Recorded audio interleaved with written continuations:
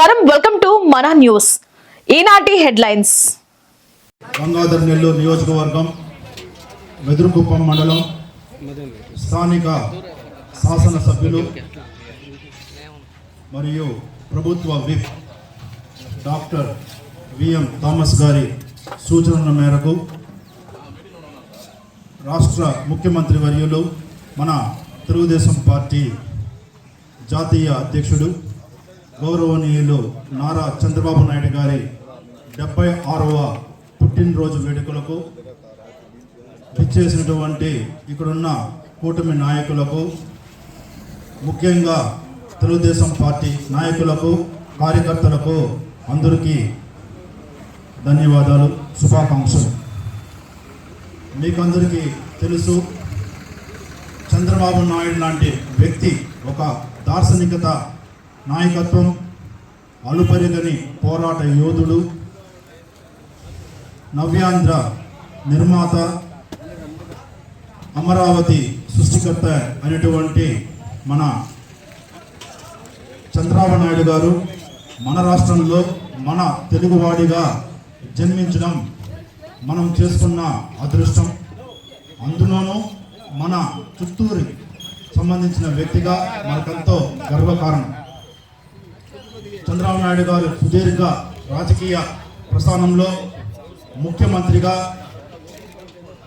ఎన్నో పథకాలు, సంక్షేమ పథకాలు, అభివృద్ధి పథకాలు చేశారు. ఈ పథకాల వల్ల రాష్ట్రంలో ఉన్న అన్ని వర్గాలకు లబ్ధి చేకూరింది. దాంట్లో ముఖ్యంగా చెప్పాలంటే మహిళల సాధికారత కోసం అతను మహిళలు అభివృద్ధి చెందాలి, సంఘంలో వాళ్ళు కూడా మగవారితో ఈక్వల్గా డెవలప్ అవ్వాలనే ఉద్దేశంతో ఆ రోజు డ్వాక్రా గ్రూపులు తీసుకొని రావడం జరిగింది. డ్వాక్రా గ్రూపుల ద్వారా మహిళలకు ఇనిషియల్గా పావలా వడ్డీతో రుణాలు ఇచ్చారు. ఆ తర్వాత ఇప్పుడు వడ్డీ లేని రుణాలు ఇస్తున్నారు. తద్వారా ఎంతోమంది మహిళలు ఈ రాష్ట్రంలో సొంతంగా వ్యాపారాలు, సొంతంగా ఎన్నో కార్యక్రమాలు చేపట్టుకోవడం జరుగుతూ ఉంది.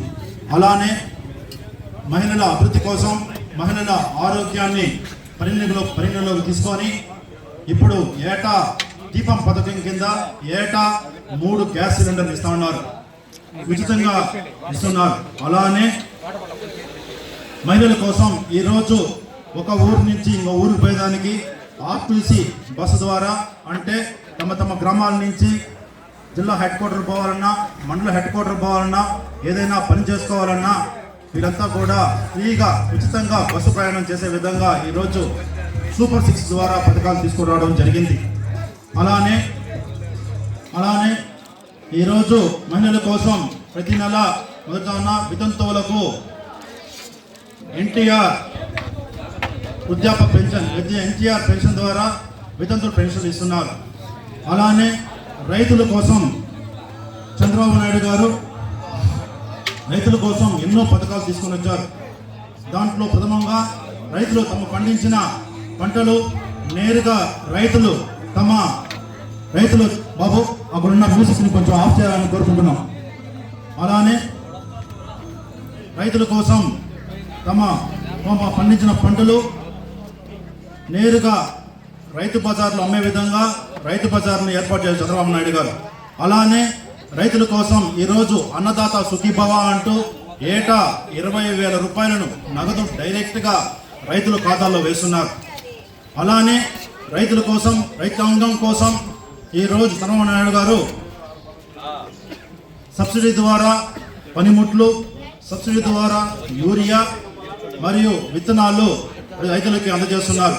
అలానే మీరంతా రీసెంట్గా మీకు తెలుసు, మామిడి రైతుల కోసము మామిడి పంట ఎటువంటి క్రిమి కీటకాలకు లోను కాకుండా కవర్లు కూడా ప్రొవైడ్ చేయడం జరుగుతుంది రైతు భరోసా కేంద్రం ద్వారా. ఇలా రైతుల అభివృద్ధి కోసం, అభ్యున్నతి కోసం చంద్రబాబు నాయుడు గారు ఎన్నో పథకాలు తీసుకొని వచ్చారు.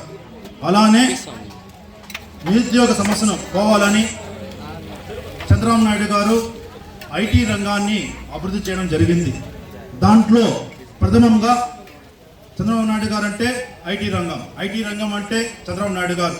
ఆ రోజు ఉమ్మడి ఆంధ్రప్రదేశ్లో హైదరాబాద్ క్యాపిటల్గా ఉన్నప్పుడు మన దక్షిణ భారతంలో ఐటీ రంగం కేవలం మద్రాసుకు లేకపోతే బెంగళూరు మాత్రమే పరిమితం అయి ఉండాలి.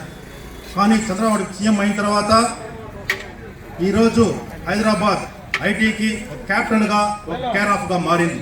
దానికోసం ఆయన హైటెక్ సిటీ అలానే సైబరాబాద్ అలాంటి సంస్థల్ని ఇక్కడ ఏర్పాటు చేసి సైబరాబాద్ అలాంటి టెక్నాలజికల్ బిల్డింగ్స్ని ఏర్పాటు చేసి హైదరాబాద్ని ఐటీ రంగానికి ఒక మూల స్తంభంగా ఈ దేశానికి తయారు చేశారు. అలా చెప్పుకుంటూ పోతే ఇరిగేషన్లో కానీ సాగునీరు ప్లస్ తాగునీరు కోసం చంద్రబాబు నాయుడు గారు చేసిన కృషి అమోఘం.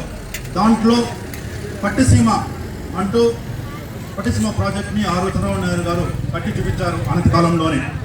తద్వారా గోదావరి నీరును కృష్ణా జలాలకు అనుసంధానం చేస్తూ చంద్రబాబు నాయుడు గారు ఈరోజు కృష్ణా డెల్టాకు రాయలసీమ ఏరియాలకి తాగు సాగు దాంట్లో ముఖ్యమైనది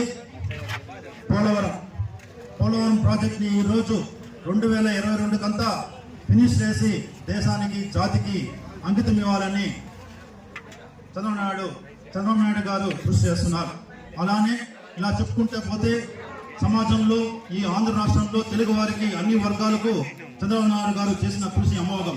కాబట్టి చంద్రబాబు నాయుడు గారు నిండు నూరేళ్లు ఆరోగ్యంతో సుఖ సంతోషాలతో జీవించాలని కోరుకుంటూ ఆ కలియుగ వైకుంఠ వాసి వెంకటేశ్వర స్వామి ఆశీస్సులు మెండుగా ఉండాలని కోరుకుంటూ ఈరోజు ఈ కార్యక్రమానికి విచ్చేసిన కూటమి నాయకులకు, తెలుగుదేశం కార్యకర్తలకు, నాయకులకు అందరికీ ధన్యవాదాలు తెలియజేసుకుంటూ అలానే ఇక్కడికి వచ్చిన విలేకరులకు అందరికీ మరొకసారి ధన్యవాదాలు తెలియజేసుకుంటూ జై హింద్, జై చంద్రబాబు నాయుడు గారు, జై లోకేష్, జై థామస్ గారు, జై తెలుగుదేశం, జై జై తెలుగుదేశం, జై హింద్.